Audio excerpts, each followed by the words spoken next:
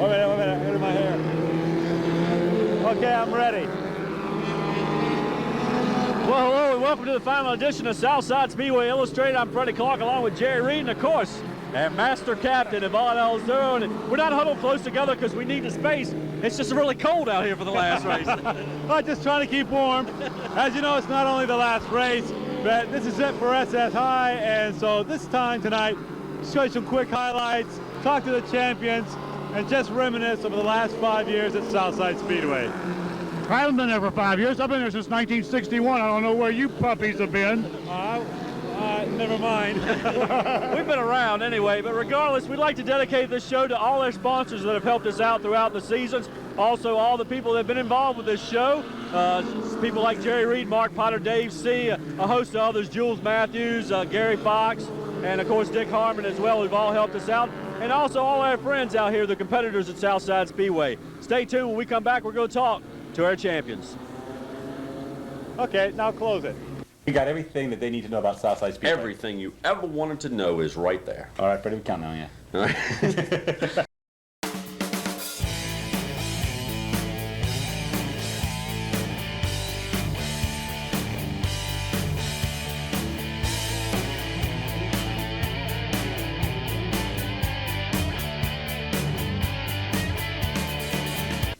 Hi, I'm Wayne Patterson, owner of Patterson Equipment and Repair in Meade, Virginia. We can customize any of your equipment needs to meet your budget and exceed your expectations. Patterson Equipment Repair is your local authorized long tractor dealer and Hesston Claus hay equipment dealer of Virginia.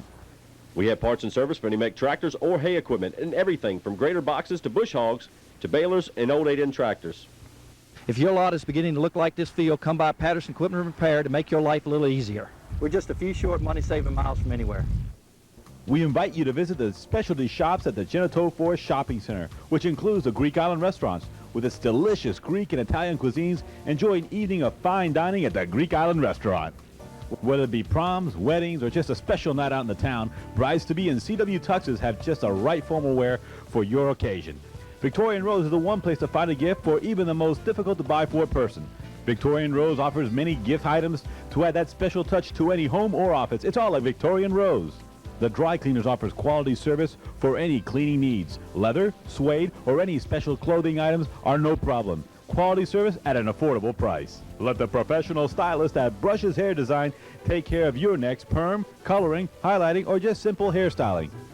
Looking for sports cars? Well, you won't strike out at Ball 4 Cars.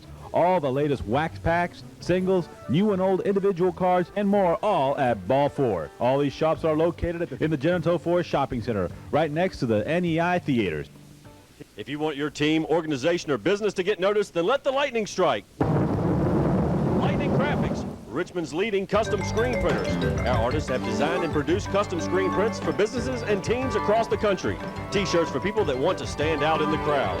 And all of our work is done in-house to ensure fast, quality, and personal service. Get on track with Lightning Graphics' complete line of custom and printed sportswear and stand out in the crowd.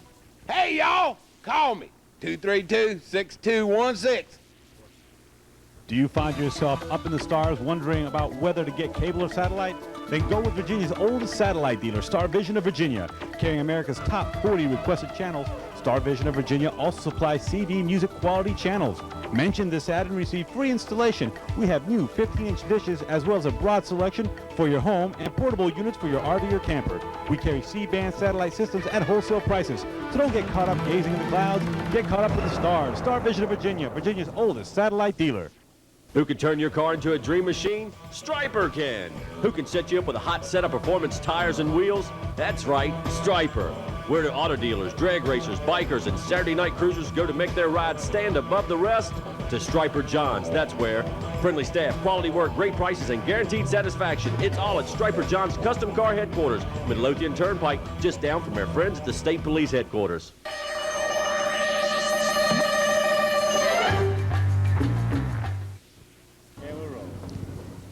Welcome back to the show, everyone. Time to get to our champions, but before we do, talk about four great guys. Four guys that made it happen, some with limited sponsorship, some with just help from friends and family they got here. Yeah, and Eddie Johnson is one of those guys. He's got over 100 career late model stock car wins.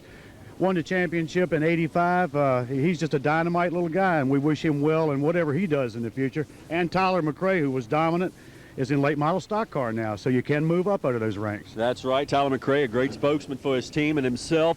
And also guys like, Brad Skelding, who even when he was down many points mid-season, he fought his way back, caught Michael Greathouse, and made a champion out of himself. And, of course, John Eversole, who's always a fierce competitor in the Grand Stocks. Let's talk to Johnny right now.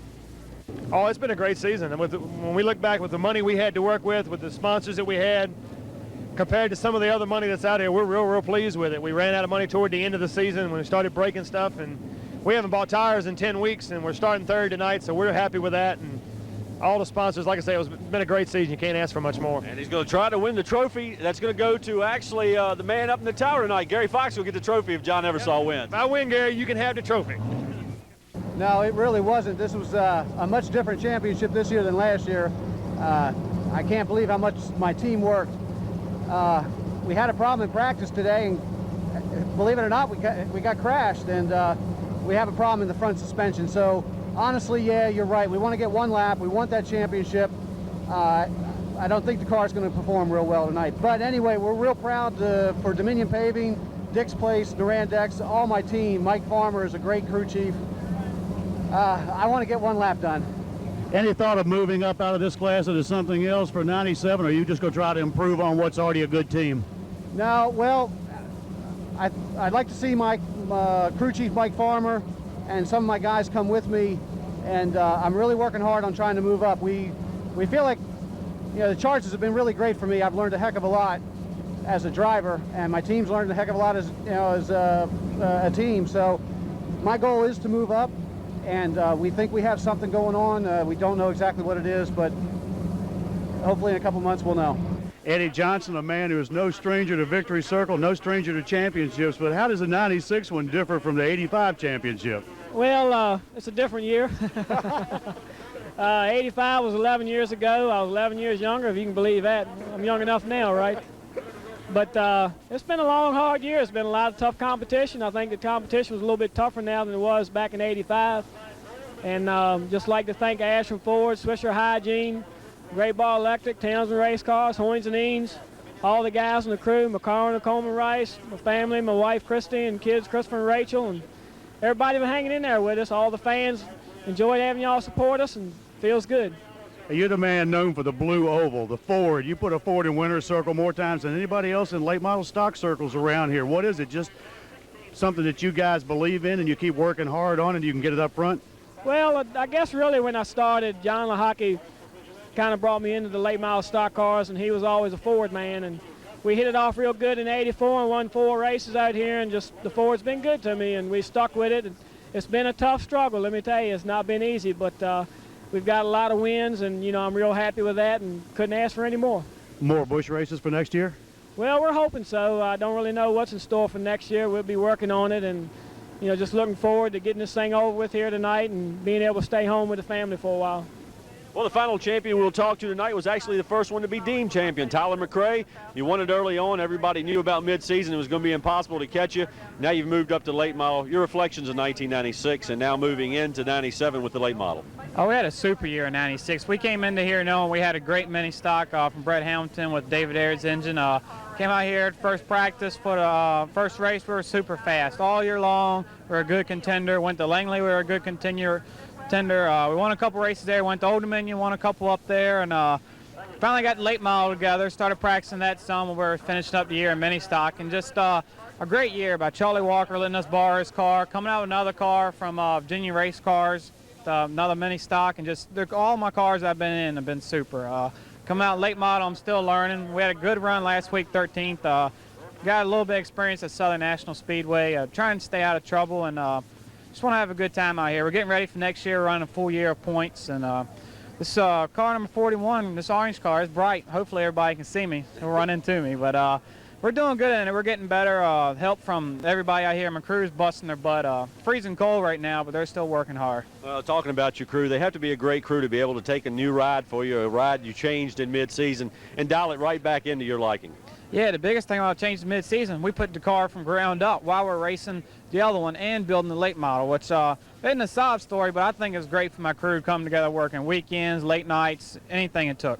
How much pay are you giving them, Tyler? I mean, a couple $100,000 a day or what, you know? Maybe some sodas during the week. That's about it. Tyler McRae, your mini stock champion in 1996.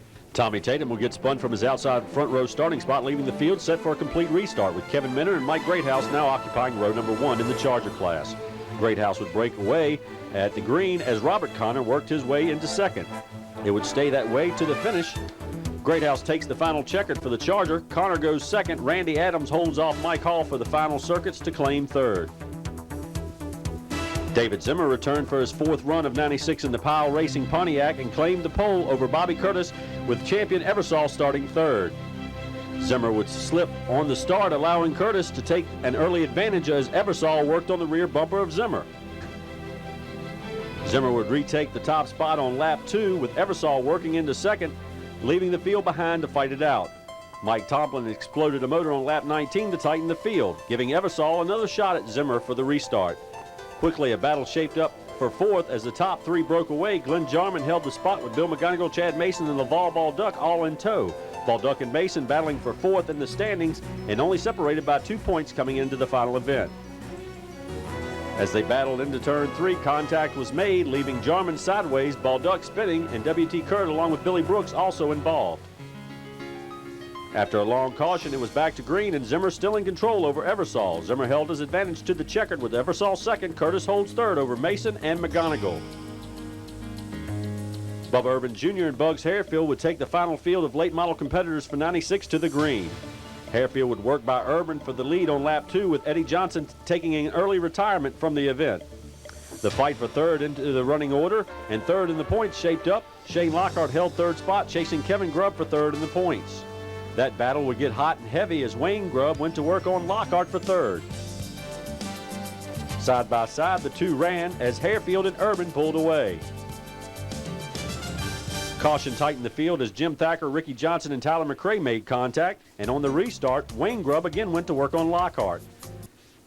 Wayne Grubb finally made the charge by the K95 Pontiac on lap number 39, and then it was his brother Kevin going to work on Lockhart. The two would touch on the following circuit, leaving Lockhart spinning down the front stretch and into turn 1. Lockhart would then retire as Harefield continued to be in command. Harefield took the win as Wayne Grubb wrestled his way by Urban for second in the closing laps, with Kevin Grubb fourth and Len O'Neill taking fifth. Well, how do you reflect on an entire season? Looking here at Southside Speedway, not many things have changed. Some new names, some new faces, but it's been a great year all along. It's been a great history of Southside Speedway Illustrated, should I say. I have to thank a lot of people. People like Paul Rakes, who got me involved in writing when I first came out here to Southside. I have to thank Tommy T for getting me on his show and getting me started in this end of the media. Then I have to thank Yvonne Alzuro for bringing me on this show and, well, doing a great job with me. He took me from under his wing there, taught me a few things, and he tells me I'm good, and hopefully I am, and hopefully you've enjoyed the show all these seasons. There's a lot of guys out here that are stifling in this cesspool, should I say. They end up here, they stay here. There's too much talent here, too much wasted. Luckily, divisions like the Craftsman Truck Series have opened up, and that allows some of these drivers the chance to move up. Well, hopefully we'll move up one day with them. We'll be alongside them as they venture on into other sports, other aspects of racing. We've enjoyed being here and being a part of Southside Speedway, and I'll always be out here. I only live a couple miles down the street, so no matter what happens, I'll be out here and be around the scene. I have to thank all those people. I have to thank people like Buddy Grubb, who supported me through the last couple of years and helped us with the show. I have to thank people like Tammy, who stood beside me, even though I'm spending late nights at Yvonne Alzuro's place, editing and doing all kinds of things that we have to do, those last-minute little touch-ups to the show, and she didn't mind. She stood beside me. I have to thank my mother for the support she's given me, all my family for saying, hey, we enjoy your show, all the people in the stands who say we enjoy your show. There have been times out here when there's been turmoil. There's been people come up to me and said, I didn't enjoy what you said. I don't think you should have worded it like that. I don't think you should have called it like that. Well, I stand behind everything I've said all along. That's my opinion. Everybody is entitled to theirs. I've enjoyed it. It's been a great season. I look forward to 1997 in one way or another, whether it be out here as part of the media, up there in the stands as one of the fans, or down here as a member of one of the teams.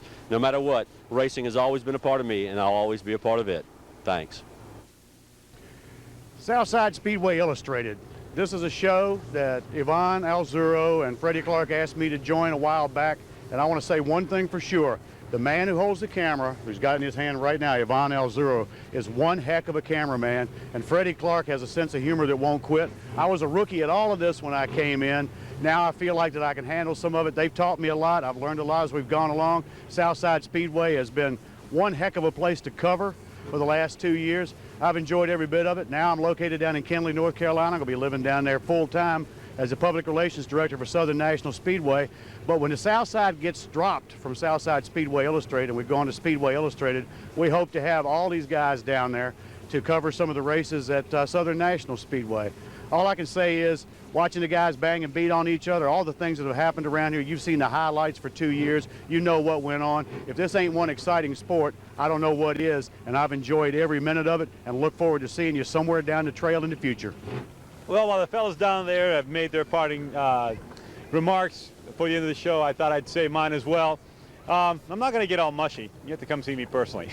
So for all those people that don't know me, I'll spare you. I do want to thank, from the get-go, Jewel Matthews. Who's the person that first got me out here and introduced me to the special world of Southside Speedway. From there on in, C.J. Johnson came on board. Even Dick Harmon helped out in turn one. Then, of course, I got the illustrious good buddy Freddie Clark and Jerry Reed, the good pal, join in as well. Then, well, you know, when a good thing just caught on, everybody joined the bandwagon after that. And why not? We got Diamond Dave C. We got Mark Potter, better known as MRN Potter. Or is it M-A-M-T? It's M-A-M-T Potter. And then, of course, we got Gary Fox who joined us at the very end of the year. Couldn't make it on tonight's show. Too busy officiating. I don't know where his priorities are at tonight. But anyway, this is it for us, for me at Southside Speedway.